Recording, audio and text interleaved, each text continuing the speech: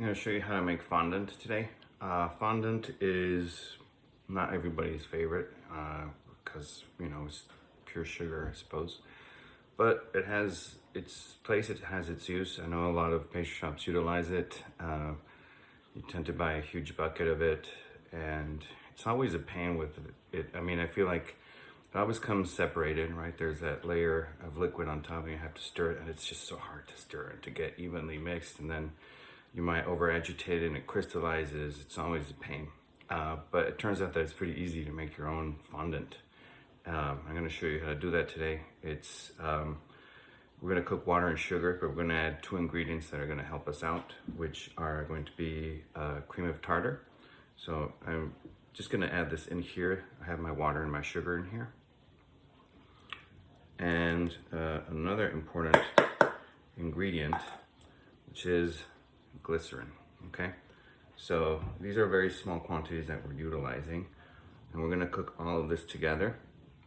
We're basically going to cook all of this to softball, so 238 degrees Fahrenheit, which I believe is 118 or 120 degrees Celsius. So we're going to cook these together. A couple of suggestions will be that you use a probe thermometer, right? You want to make sure that it's an accurate and a good quality probe thermometer. And when you're measuring the temperature, tilt the pot a little bit so that the probe is not touching the bottom of the pot and it's in the mass, in the middle, the center of what you're trying to measure. If you're too high up or too close to the bottom, you're not going to have an accurate reading. If you're at the center of it, you will. And I say this because if you're doing small quantities, it's harder to get an accurate reading. The second thing I would suggest is when you measure your water and your sugar, let them sit in the pot for at least like half an hour. This is going to help the sugar hydrate. When you cook such small amounts of sugar, sometimes it becomes harder to cook all of it. Like, it'll reach temperature and some of the crystals will still not have dissolved. It's kind of crazy, but it does happen when it's just small quantities. Larger quantities, you don't have to worry so much because it's a longer time to boil, but when it's so small and the short boil time, some of the liquid will reach temperature, some won't, and then you'll have a crystallized sugar. So those would be my two suggestions. And the third is always cook sugar at really high temperatures. A very high temperature is going to ensure that the crystals go from crystalline form to non-crystalline form, right? So we want to make them fluid. Lower temperatures tend to accelerate crystallization or promote crystallization, so we want to avoid that at this point. The second thing that we're going to do after we cook our sugar, to make fondant, you need to agitate the sugar, right? So just an easy way to remember it is that agitation promotes crystallization. As a side note, I used to have a student when I taught that had that actually tattooed on her. I'm not sure why. It's not a very hard phrase to remember because it rhymes, right? But anyway, it's a bit of a side note there. But typically, what you would do if you would agitate your fondant would be to put it on a marble table or granite, whatever stone table, and then you would use something like this, similar to like kind of scrape it around, paddle around until the sugar would crystallize and turn that like milky white color and creaminess that we associate with fondant. Now, the good news is that you can avoid all of that excess work and mess if you just let a mixer do the work for you. Why? Because what we're going to do is once this has reached the temperature, we're going to pour it into our bowl, and we're going to, with the paddle attachment, we're just going to let the machine do the agitation for us. And it's a small quantity, but also works for larger quantities. So if you need to make a larger amount of fondant in a larger mixer, it totally works, okay? Finally, you can flavor your fondant, and I'm going to do that. I'm going to make a maple fondant. So I'm using maple syrup.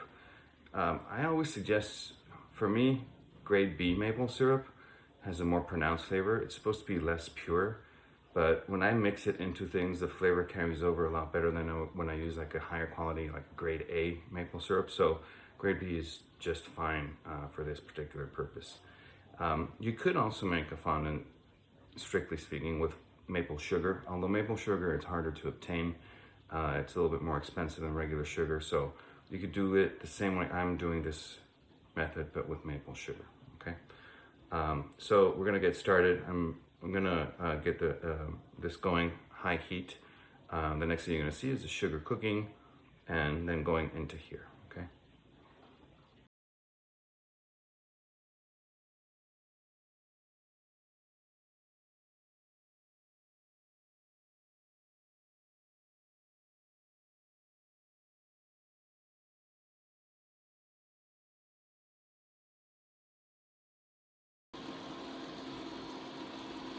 Okay, so we're almost at temp. So I'm tilting the pot slightly so I can get a reading right at the core of it. And earlier I said 238 degrees Fahrenheit, which is correct, but the Celsius conversion is 114.4 degrees Celsius. So whenever it actually reaches that temperature, what I usually do is I let it stay there for a little bit before I'm actually 100% convinced that it's at that temperature, because sometimes it drops a little bit. So once you reach that temperature, and if it goes a little bit higher, it's okay, like 1 degree, but this way you're making sure that it's actually reached temperature. Okay, so we're there, and next what we're going to do is you can wait for this to cool down a little bit, or you can just pour it into your pot to cool down in there. Either way, it's always a good idea to start with this a little bit cooler, not bubbling, so that if you start the mix, it doesn't splash all over the place. It's just for safety purposes. I say this mostly because you might be making larger quantities, okay? So this has already reached the physical stage we need it to be at, which is softball, okay? So once that happens, it's there. It can't go back to a different stage. You've already transformed it into that, okay? So let's pour this in.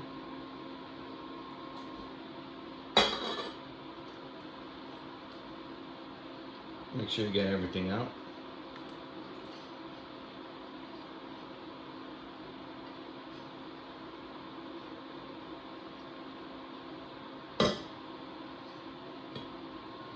Okay, so the next thing that's going to happen is it's going to go in the mixer. We're going to start on low speed and then speed up a little bit more after that.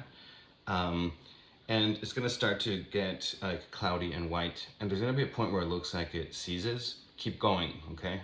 Because that is it's not the stage that we want it to be at. We want those crystals to be even smaller, so we need to keep going a little bit more, okay? And then once that happens, I'll show you what that looks like, and then I'll add the maple syrup to just like at the final moment, okay?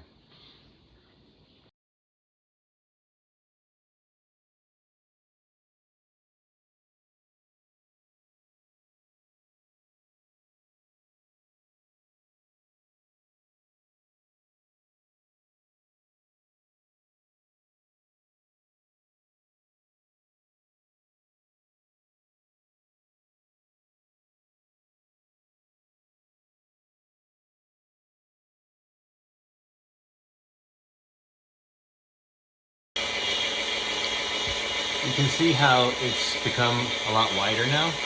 The machine has been beating for about 5 minutes. Like, imagine doing this by hand, right? It'll take forever. So I suggest the mixer as a really good alternative to do the work for you. You don't have to sit on top of it waiting for it to do it. You can do work on the side while the machine does it for you. So you can see how we're getting very close to that creamy fondant color. This is going to kind of harden and season a little bit. See? And so just keep going after this, okay? This will smooth out eventually. You can hear the machine now has started to struggle a little bit more. So, you know, in this case, just let it keep doing the work it's doing, okay? Even though it's already white and it looks kind of like fondant, it's a good idea to keep going a little bit more, okay? This is going to ensure smaller crystals, so it's going to be smoother. The more you do this, the smoother it's going to be, and the less grit we're going to have, okay? I'm using this just for the light, so you can see better. It's a good idea to stop it and scrape the sides. As with any mixer, you know, the paddle doesn't really touch the side of the bowl. So we help it do that.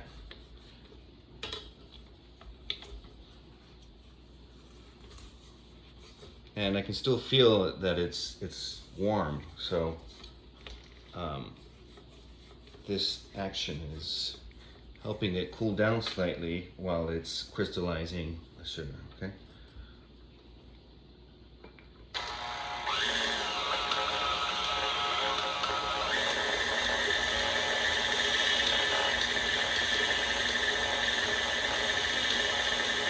So there's a point where it like starts, it goes from that like gritty looking cooked sugar to smooth, and it's getting to that point now again. And that's going to be our cue to add the, well, if you're not flavoring it with maple syrup, just leave it as it is right now, right? But if you're adding it, it's going to be at the end of the step that we're going to add it. If you're adding like coffee extract, it's a good idea to add it now. This way you don't have to do it later once it's cooled down. Chocolate, I suppose you can add chocolate to this as well, but be careful with that, with how much you add, because you might completely change the structure of the fondant with too much chocolate. This is, I'm adding maple sugar. I'm going to provide the recipe. Maple syrup. I'm going to be providing the recipe for it. But this, for 400 grams of sugar, I'm adding 30 grams of maple syrup. So it's about 5%, something like that.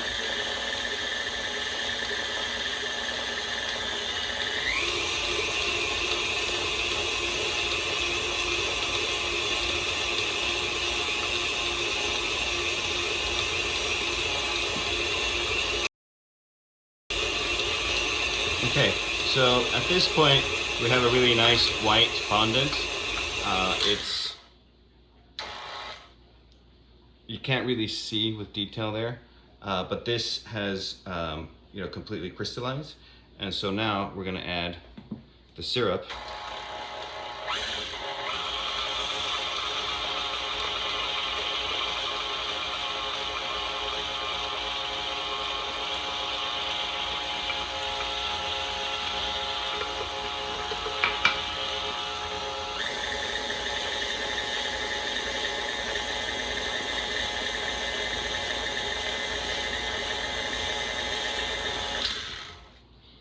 And scrape the sides.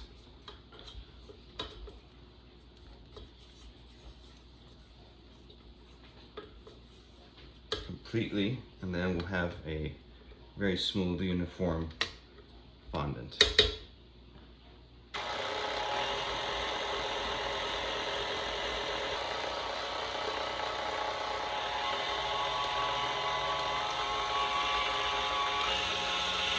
Just one final mix to make sure that it's completely and evenly mixed.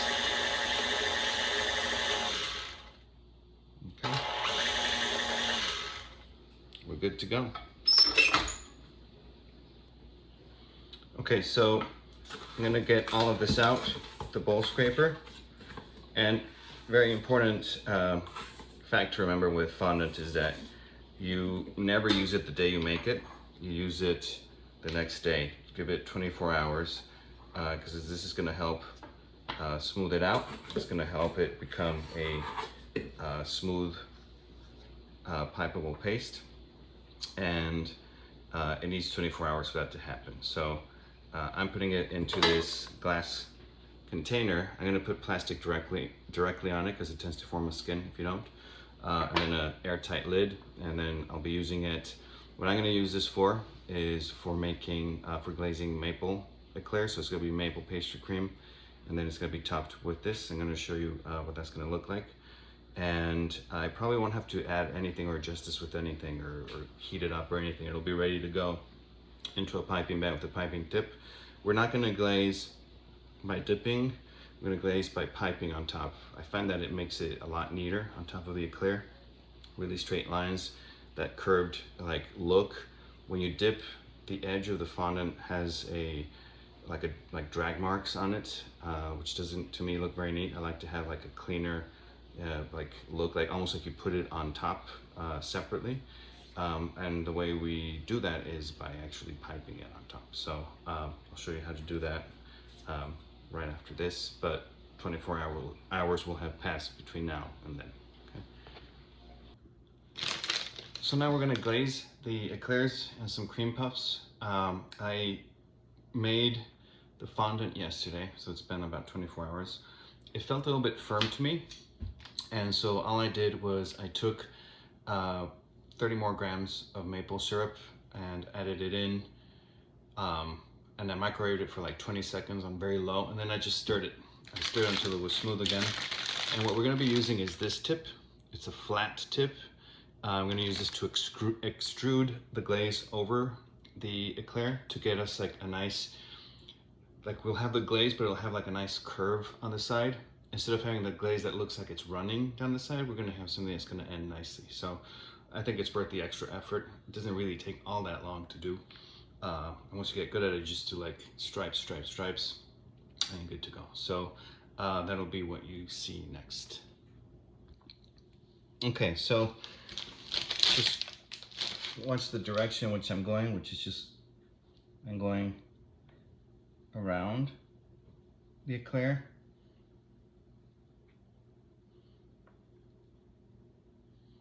Then back again. I'm doing the small one as the demo because it's faster, obviously, because it is smaller. But here your piping skills come into play, obviously, so the nicer you do this, the better it's gonna look. And I always give it a tap. So you can also fix it if it's a little bit uneven, but you tap it and you'll see how it settles on its own. And I didn't want to add any more maple syrup to it because then it becomes too loose and that's not very good looking. So what you can do here is it's firm enough that you can actually, before it completely starts to set on the surface, you can actually fix that with your hands. Make sure you wash your hands, eh? I mean, obviously, right? I'm doing this in my house, so it's, you know, it's just for the people in this house. So I did wash my hands, clearly.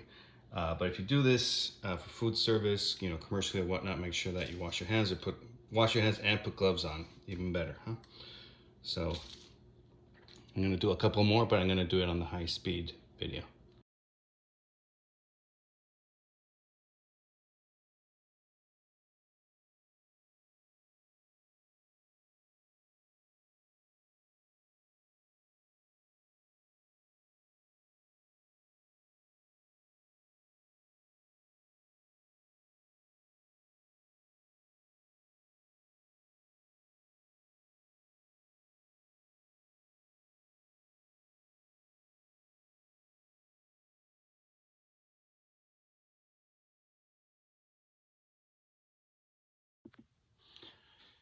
Okay, so that's how you make fondant. That's how I glaze. You don't have to glaze like I did if you feel like it takes too much time or it's too involved.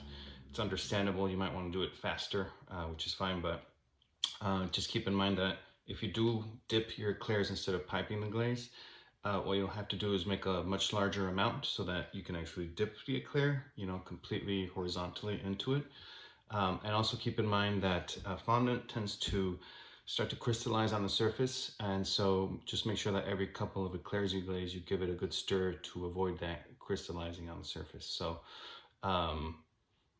it should work fine. And you know, the consistency you want is you don't want it to be too fluid, and we always make that mistake of just adding too much. You know, you can add either honey or corn syrup or maple syrup. In my case, sometimes just like even a little bit of water. It really is just enough to get things fluid and things going. So it's always better to underestimate than overestimate, okay? It's a very interesting substance. It tends to drip even when it looks like too firm. Gravity will always let it settle and drip.